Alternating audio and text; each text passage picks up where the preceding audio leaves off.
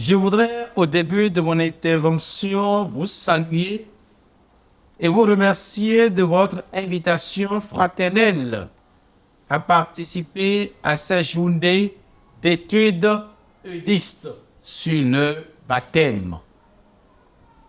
Je suis vraiment honoré d'être parmi vous et d'animer cette conférence qui fera susciter chez chacun le désir profond de toujours chercher à approfondir notre précieux héritage qui concerne notre approche de la théologie du baptême, notre première consécration à Dieu. Le désir ecclésial de marcher ensemble, qui est au cœur du processus synodal, a des fondements théologiques. On peut parler, entre autres, de la nature relationnelle des êtres humains et la relation de l'homme avec Dieu à travers le sacrement de baptême. En effet, la mission de l'Église vient de Christ en tant que responsabilité d'annoncer l'Évangile à toutes les nations et à tous les peuples. En vertu de leur baptême, tous les fidèles sont appelés à répandre l'Évangile et à partager l'amour de Dieu qui apporte la plénitude de vie à l'Église, l'humanité et au reste de la création. Dans ce processus du marché ensemble, il nous revient comme une insistance de redécouvrir la valeur indispensable de la dignité baptismale pour en faire un élément essentiel dans cette marche que l'Église, notre mère, nous propose. Déjà, au XVIIe siècle, le père Jean-Eudes invitait les chrétiens à prendre conscience de leur dignité de baptiser et à vivre leur baptême comme étape fondamentale d'union à Dieu. In fine, redécouvrir le baptême au cœur de cet appel à cheminer ensemble comme peuple de Dieu et témoin de l'amour de Dieu dans le monde doit conférer à tous les baptisés des co-responsabilités. C'est sans doute cet appel à la responsabilité commune que le père Jean-Eudes en appelait quand il exigeait des baptisés d'être dans le monde d'autres Jésus vivant et marchant en la terre. Ainsi, il est important de repréciser à tous l'enseignement de Jean-Eudes qui rappelle expressément que le sommet de la vie chrétienne est la rencontre de la vie humaine du baptisé avec la vie même du Christ pour devenir véritablement humain. Citoyen du monde enraciné en Dieu, artisan de paix et de justice, engagé pour la solidarité et la fraternité dans son milieu. Cahier eudiste, numéro 23, 2015, page 205. Le père Jean-Eudes a laissé une vaste prospérité dans la vie de l'Église.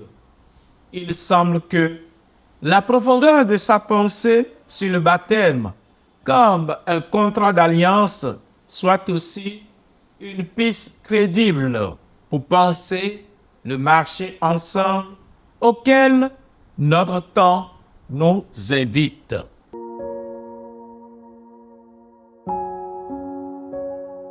Dans un premier point, nous verrons le présupposé sur le baptême chrétien.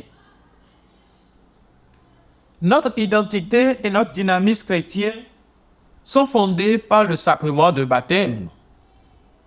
C'est une réalité qui nous concerne tous et nous oblige à nous situer en vérité devant Dieu, les autres, en vue de la marche commune. Il est au cœur de notre relation à Dieu, de nos rapports humains et de notre engagement dans le monde. Dérivé du verbe grec baptême, baptizen, qui signifie plonger, laver, le baptême chrétien suppose un point de départ. C'est notre commencement à nous tous. Son symbolisme suppose de la vie à la mort et de la mort à la vie. Dès le IIIe siècle, il y a eu une évolution qui transforme le vocabulaire baptismal en un vocabulaire technique spécifiquement chrétien, perdant peu à peu sa référence originelle pour en arriver à ne plus désigner que la réalité du sacrement comme tel. Dans la tradition vétérotestamentaire, l'utilisation de l'eau comme élément essentiel pour la purification a traversé des époques. Dès l'origine du monde, l'eau, cette créature humble et admirable, est la source de la vie et de la fécondité. L'Écriture sainte la voit comme courvée par l'Esprit de Dieu. Dès le commencement du monde, c'est ton esprit qui planait sur les eaux pour qu'elles reçoivent en germe la force qui sanctifie.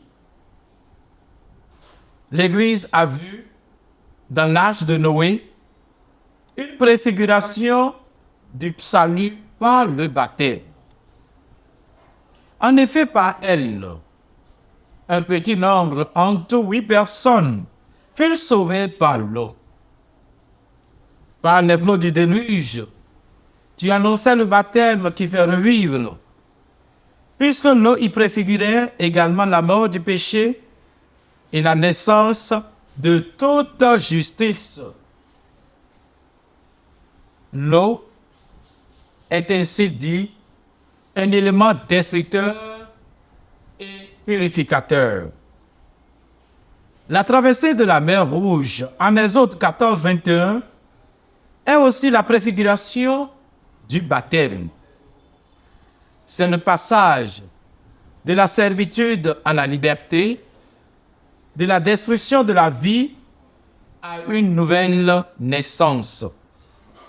La mer est la figure du baptême qui délivre du Pharaon, comme le baptême de la tyrannie du diable. La mer Rouge est identifiée à la piscine baptismale. Voici ce que le numéro 1221 du CEC en dit. Aux enfants d'Abraham, tu as fait passer la mer Rouge à pied sec pour que la race libérée de la servitude préfigure le peuple des baptisés. L'eau détruit, restaure et sauve. Cette question du baptême a traversé également toute la tradition néo-testamentaire. Dans les évangiles, les bains de purification et le baptême des prosélytes trouvent des analogies frappantes dans le ministère de Jean-Baptiste. Jean prêchait, lui, un baptême de repentance en vue du pardon des péchés, sur la base d'une confession des fautes. En Matthieu, le baptême est administré en vue de la repentance. En Jean, le baptême est un signe du don gratuit de Dieu.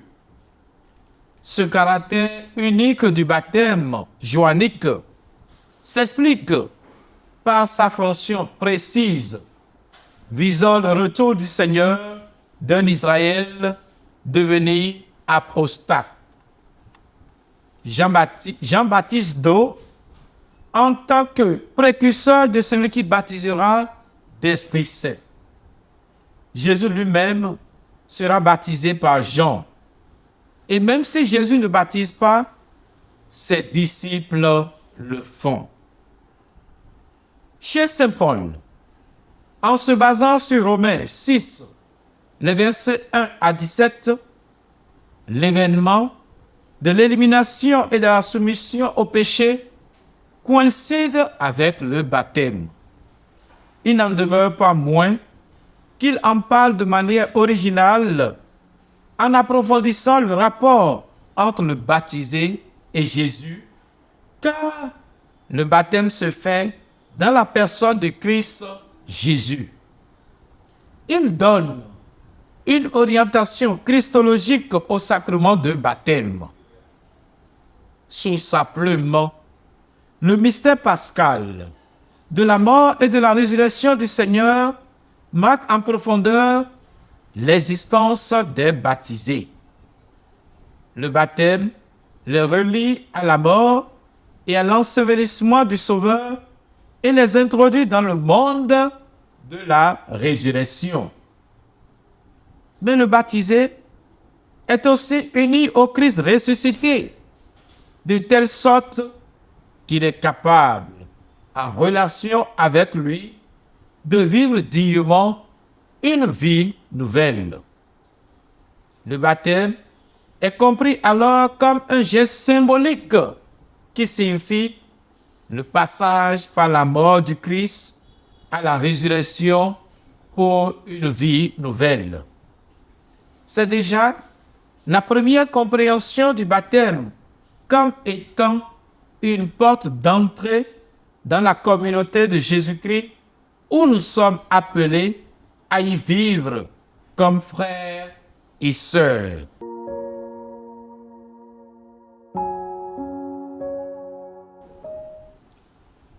Dans un deuxième point, nous verrons le contexte du baptême chrétien au temps du Père Jean-Eudes. La naissance de Saint Jean-Eudes le 14 novembre 1601 coïncide avec la sortie de la France des troubles affreux. Paul Misson et Jacques Venard nous disent qu'il s'agit des massacres qui, au nom de la religion, avaient jeté les catholiques et protestants les uns contre les autres. Au nom de la liberté de la conscience, au nom de la vérité de l'Évangile, au nom de la fidélité à la tradition des ancêtres, au nom de la Vierge Marie et de cette images, dans toute la France, on avait brûlé, égorgé. La société, en l'occurrence les baptisés, avait été fortement éprouvée par les fléaux de la guerre de 30 ans, de 1618 à 1648, la guerre de la Fronde, de 1648 à 1653, et les différentes guerres menées par Louis XIV dans la deuxième partie du siècle. Sur le plan économique, ces nombreuses guerres ont causé la famine. Voici la description que fait Paul Misson. Durant tout le siècle, les pauvres ne manquaient pas. La majorité des paysans vivaient difficilement. Pour eux, le poids des impôts se faisait de plus en plus écrasant. Le cardinal Richelieu, depuis des années, devait faire face à des guerres coûteuses. Il fallait de l'argent, beaucoup d'argent. Et on le demandait surtout au petit peuple. En 1639, au pire de cette pression fiscale, la taille payée par les artisans s'est élevée à plus de 45 millions de livres et la gabelle impôt sur le sel à 14 millions. Le total de l'impôt pour le royaume atteignit cette année-là 118 millions, soit 5 fois les revenus de l'Amérique espagnole. La Normandie, pour son malheur, était considérée comme la richesse de l'État et payait à elle seule près du 5e de la taille. En plus de cette crise de famine, de l'ignorance du peuple de Dieu et de l'ensemble de la population, la France a connu également le renouvellement du discours à tous les niveaux. C'est l'époque de la remise en cause du savoir religieux. La situation du clergé français était déplorable. Cette condition pitoyable du clergé résulte en grande partie à son manque de formation, car la prédication laissait à désirer. Cette situation rendait le clergé médiocre, parfois scandaleux. Le clergé était en majorité d'une ignorance déconcertante. Heureux le curé qui sait lire et écrire, dira-t-on. Outre la misère morale, ce sont l'ignorance, le manque de motivation évangélique et pastorale qui frappaient de toutes parts. Dans son ouvrage « Les missions de Jean Eudes, contribution à l'histoire des missions en France au XVIIe siècle », Charles Berthelot du Châtenay nous décrit la misère spirituelle de la France à l'époque de Jean Eudes. Il nous dit ceci. En France, à cette époque, la pratique religieuse a baissé et l'ignorance religieuse grande. Les enquêtes historico-sociologiques constatent que les catholiques du XVIIe siècle sont des fidèles pratiquants et que la pratique religieuse a en jugé par l'assistance aux messes de préceptes et par la communion pascale est unanime ou quasi unanime. En milieu catholique, la négligence et l'indifférence, les superstitions et la sorcellerie, des mentalités et des peurs diverses formaient en fait autant d'obstacles auxquels se heurte le missionnaire. De la négligence, il y en avait chez le cabaretier qui ne fermait pas sa boutique à l'heure du service divin et chez les clients qui arrivaient en retard à l'église et s'y tiendraient peut-être avec aussi peu de respect que dans un cabaret. Il y en avait dans les grandes églises des villes et sur les bas-côtés où certains se promenaient imprudemment, comme s'ils étaient dans une rue. Il y en avait chez les parents qui n'envoyaient pas leurs enfants au catéchisme. Au regard de tout ceci, l'Église était étouffée par le concordat qui la liait au roi et aussi par le gallicanisme qui donnait au roi de France des droits égaux à ceux du pape pour nommer les évêques. La réforme du clergé se fait dans la perspective du Concile de Trente.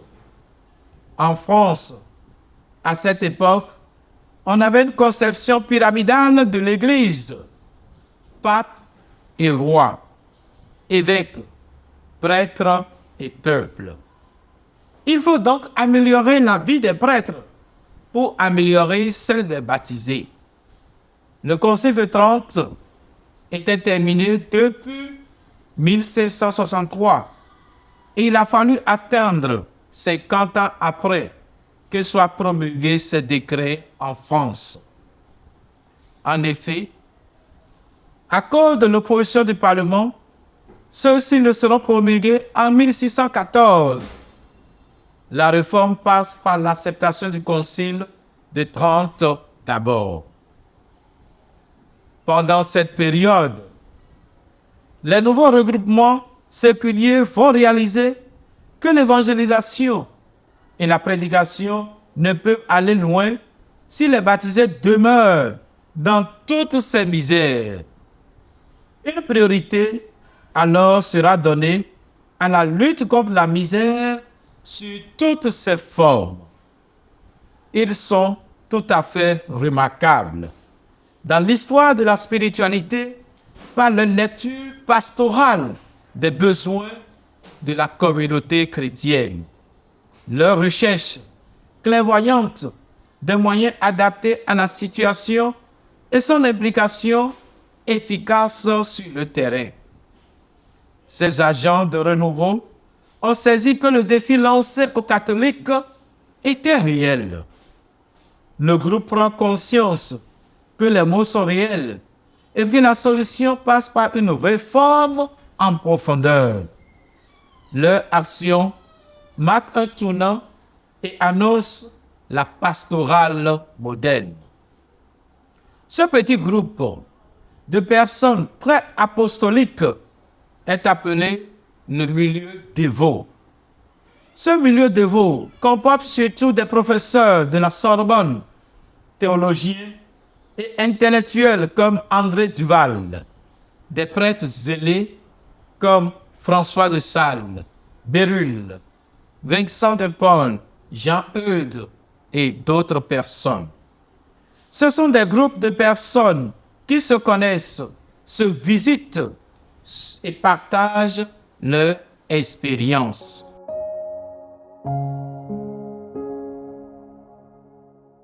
Dans un troisième temps, nous allons aborder l'originalité et valeur indispensable de la dignité de baptême chez Jean-Eudes.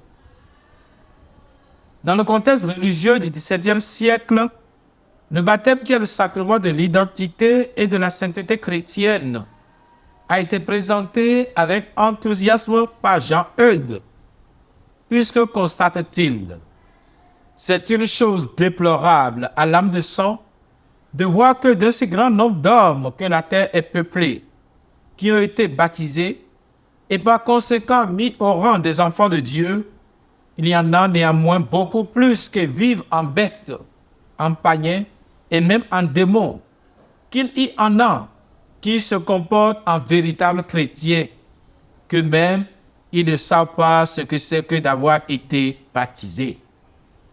Tous les sujets du royaume de France ont été baptisés bébés, mais ils ignorent ce qu'est le baptême.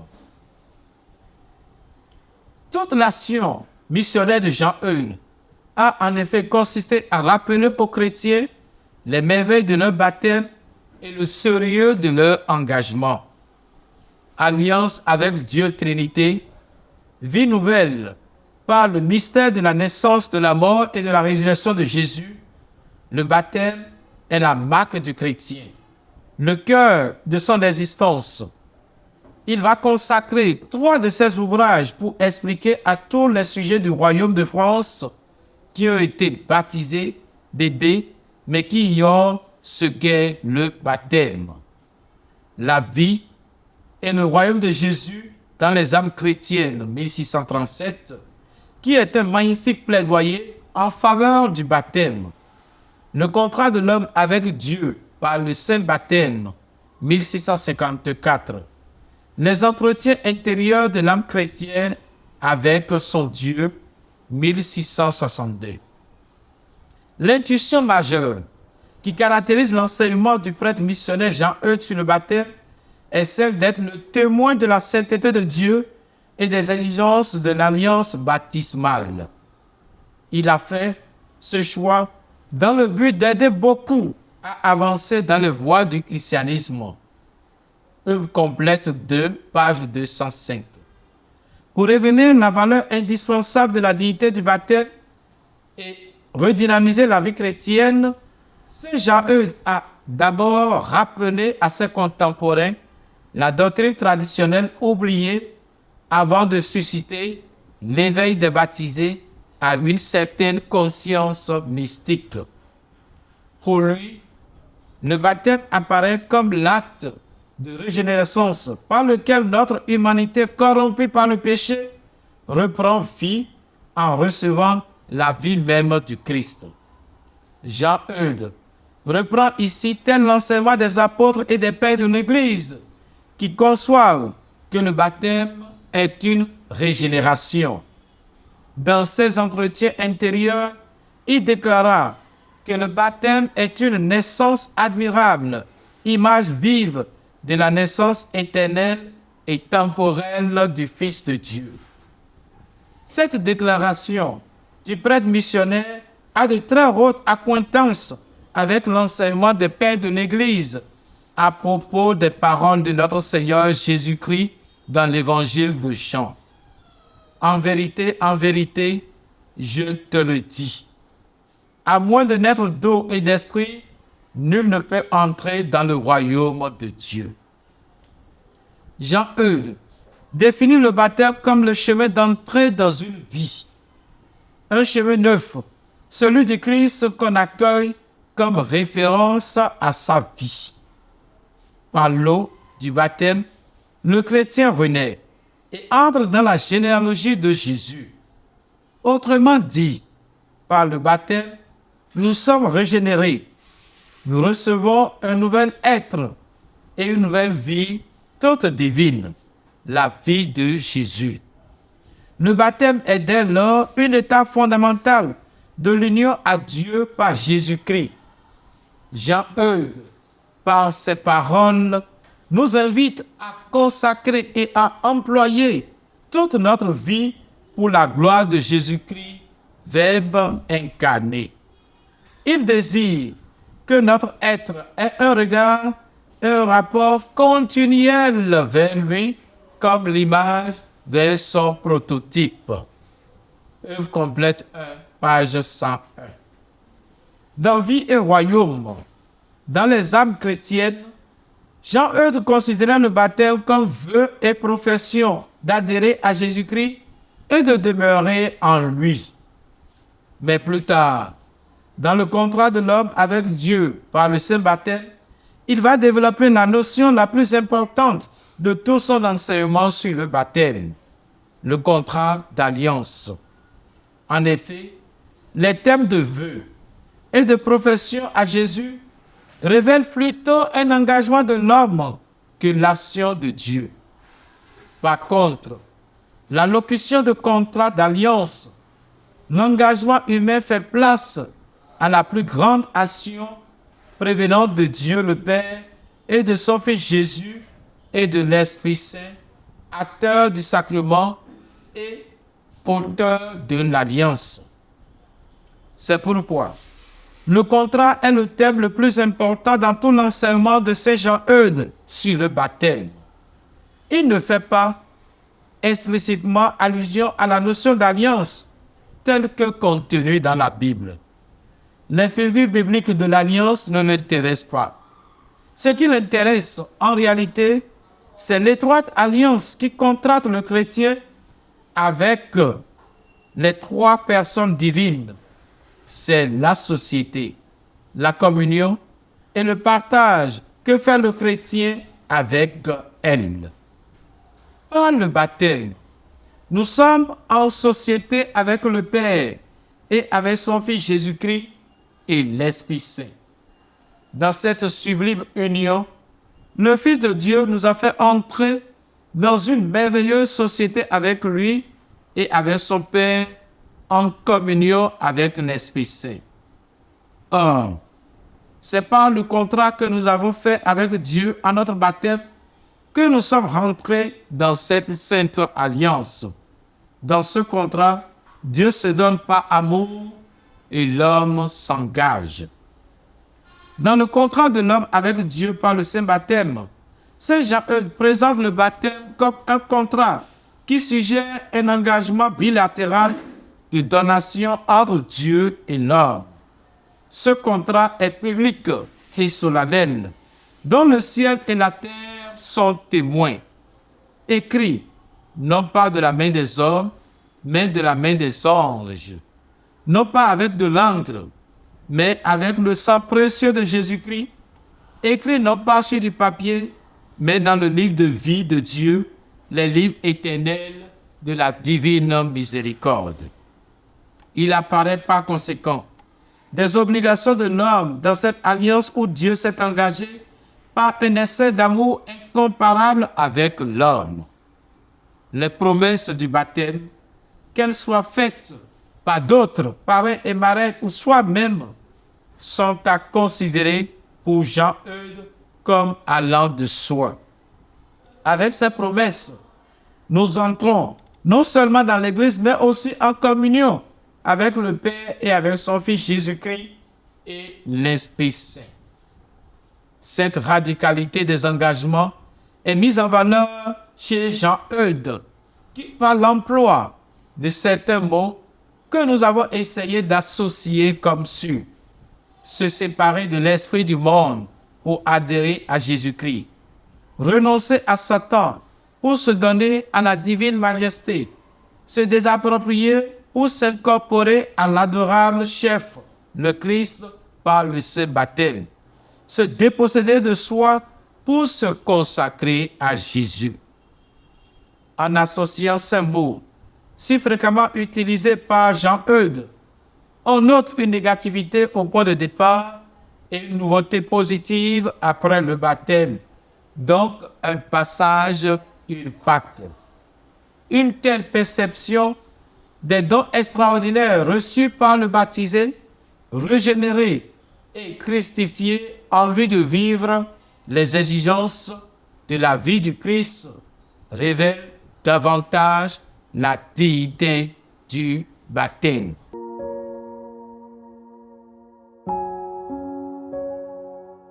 En un quatrième point, nous parlerons des institutions de synodalité dans la pensée baptismale de Saint Jean-Eudes.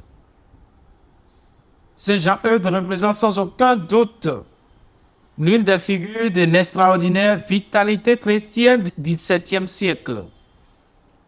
Persuadé que la vie presbytérale conduit à la sainteté et constitue un ministère important pour la réalisation de la vie chrétienne authentique chez les baptisés, il prêche des missions, fonde des séminaires. Sensible aux misères qui sont autour de lui, il apporte son secours aux personnes misérables. Il a été pour de nombreux laïcs, prêtres et consacrés un maître spirituel dont la puissance de parole et la foi communicative remettaient en route. Ce témoignage impressionnant de Saint Jean-Eudes dans l'histoire tumultueuse de son peuple s'offre à nous aujourd'hui comme un chemin à suivre, quand on sait que le chrétien de notre époque n'a pas forcément pris conscience de la grâce reçue au baptême pour vivre selon ses exigences. Nous vivons à une époque de notre histoire où la nouvelle évangélisation appelle à une renaissance avec l'attention portée spécialement sur l'être humain comme agent incontournable de son propre avenir. La pensée de Saint Jean-Eudes sur le baptême se propose à notre sens comme une référence en ce temps où dans le marche ensemble, tous sont appelés à s'écouter et écouter la voix de l'Esprit Saint. Jean-Eudes a été préoccupé par la qualité de la vie humaine du baptisé dans le monde. Or, la synodalité est une période de renouvellement et de renouveau de notre responsabilité partagée dans la mission de l'Église en tant que peuple de Dieu. Sans tomber dans un anachronisme béat, Jean-Eudes proposait déjà que le passage obligé pour vivre une telle réalité en Église famille de Dieu fut la conversion du cœur et d'esprit. La spiritualité qui se dégage de sa vie, de ses écrits et de ses missions met le Christ au centre de la vie chrétienne comme la structure valorisante, le prototype. vers lequel le baptisé doit se tourner pour l'accomplissement de sa vie humaine. Le baptême est donc le choix qui engage l'être humain à vivre comme Jésus-Christ dans sa relation avec Dieu et avec les hommes en lien avec son environnement. Mieux encore, être baptisé pour Jean-Eudes, c'est en effet choisi en tant qu'être en devenu Jésus-Christ comme la voie de l'accomplissement authentique dans le monde. Hanté par l'idée de rétablir la dignité du baptême, Saint Jean-Eudes se distingue dans sa réforme par son originalité à la fois profondément spirituelle et pastorale et missionnaire. Cette réforme spirituelle et pastorale pour la vitalité chrétienne a marqué sa trace dans l'âme française et la nôtre aujourd'hui. Sur le plan spirituel, il a conduit des chrétiens de son temps à nouer un contact personnel et intime avec Dieu et à se donner totalement à lui. Former Jésus dans les cœurs et le faire vivre et régner en leur cœur. Les objectifs poursuivis sont nobles. Ériger le royaume de Jésus dans les âmes chrétiennes, rétablir la grâce, l'esprit et la vie du christianisme qui sont éteints aujourd'hui dans la grande partie des chrétiens. Saint Jean-Eudes manifeste une immense compassion pour ses frères en détresse et ceux qui risquent de se perdre, faute d'hommes apostoliques qui leur prêtent la main. C'est aussi la voie de la synodalité qui nous fait passer des hommes apostoliques à des communautés apostoliques. Si Saint Jean-Eudes a écrit, rappelons-le, c'est parce qu'il croit au combat dans le champ des idées et il pense par les écrits convaincre les hommes et leur faire changer de mentalité et les situations.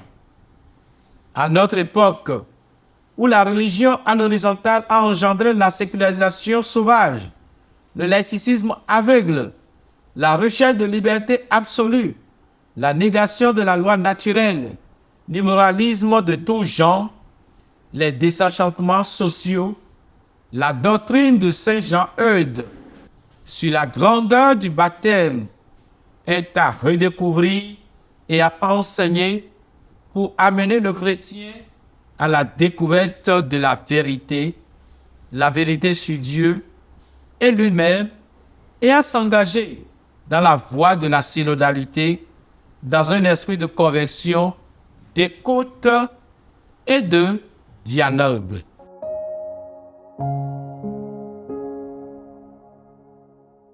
Dans ce dernier point de notre intervention, nous verrons les implications pastorales du baptême comme contrat d'alliance pour une église synodale. Selon Monseigneur Alain Clément Amiesi, le caractère baptismal désigne avant tout un signe d'appartenance ou un signe de reconnaissance. On peut donc l'entendre comme étant une marque, un sceau qui grave dans l'âme la dignité et la vocation chrétienne. Et ceci est davantage important à notre époque, où l'Église appelle ses filles et fils à marcher ensemble. Le caractère baptismal qui nous intéresse en particulier a une dimension profondément christologique et ecclésiologique, en ce sens qui réalise essentiellement une union intime et inséparable, aussi bien avec le Christ que l'Église. C'est dire qu'en vertu du baptême, comme l'indique d'ailleurs le Code du droit canonique, les fidèles sont configurés au Christ par un caractère indélébile et incorporé à l'Église. Il est donc important d'expliciter ces deux dimensions, christologique et ecclésiologique du caractère baptismal, afin de mieux évaluer les implications qui en découlent pour un apostolat efficient et fructueux dans l'Église et dans le monde au cœur de ce processus synodal. Le synode nous offre aussi l'opportunité de devenir Église de l'écoute, faire une pause dans nos rythmes, réfréner nos angoisses pastorales pour s'arrêter et écouter. Écouter l'esprit dans l'adoration et la prière. Comme la prière d'adoration nous manque aujourd'hui, beaucoup ont perdu non seulement l'habitude, mais aussi la notion de ce que signifie adorer. Écouter les frères et sœurs sur les espérances et les crises de la foi dans les différentes régions du monde, sur les besoins urgents de renouveler la vie pastorale, sur les signaux qui émergent des réalités locales. Jean-Paul II, dans l'exhortation apostolique Christi Fidelis Laici, nous rappelle avec persistance. C'est seulement à l'intérieur de l'Église, comme mystère de communion, que se révèle l'identité des fidèles laïcs, leur originale dignité. Et seulement à l'intérieur de cette dignité qu'on peut définir leur vocation et leur mission dans l'Église et dans le monde. Dans sa catéchèse sur le discernement, numéro 14, du 4 janvier 2023, le pape François va abonder dans le même sens en reprenant un proverbe de sagesse africaine. Si tu veux aller vite, marche seul. Si tu veux arriver loin, arriver en sécurité, marche avec les autres.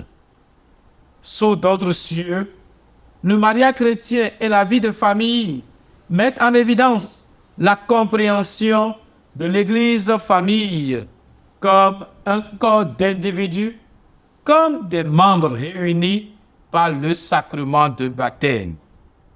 En faisant du baptême un contrat d'alliance, le mariage chrétien et la vie de famille sont appelés à devenir des icônes et des signes efficaces de la grâce invisible instituée par le Christ, dans laquelle la vie divine continue d'être dispensée à tous. À cet effet, il faut repenser la catéchèse baptismale, celle des familles, en insistant sur le fait qu'elle est la famille domestique, lieu de maturation et d'éducation de la foi.